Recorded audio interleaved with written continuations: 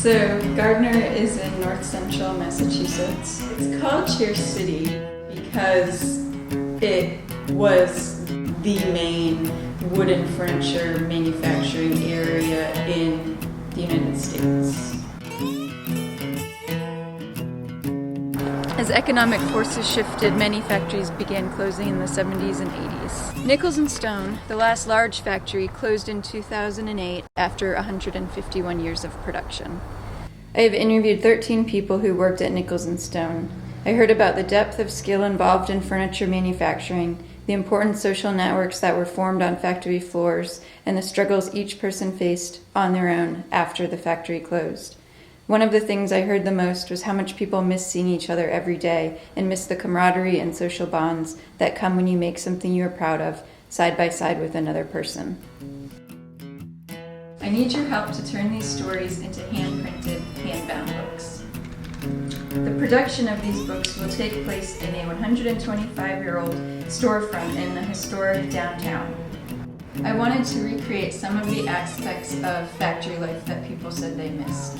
So I opened the Cheer City Community Arts Center a few months ago, and since then volunteers and community members have helped it come alive. In the Cheer City Community Arts Center, people work together to create the books, from transcribing and editing the interviews to printing the pages and hand sewing all of the bindings. We celebrate the people and their work. I want it to be like a way for people to enter into a conversation about community and work and loss of jobs and kind of how we all respond to that as a society. So far we've completed production of one book in the series and held a celebration for Dale and the volunteers who helped make her book. And we've started production on the second book in the series. We've participated in street festivals in town, engaged with the local media, and held trainings on wood carving, typesetting, bookbinding, letterpress printing, and collecting oral histories. This fall, we've made a set of cards as a fundraiser for the project. This is your opportunity to support the creation of more books in this series. We share stories that don't often get told and make space for a collaborative art process that brings people together around the values of handmade, hard work, and a high-quality product. This is also your chance to get a set of the cards or the next book in the series.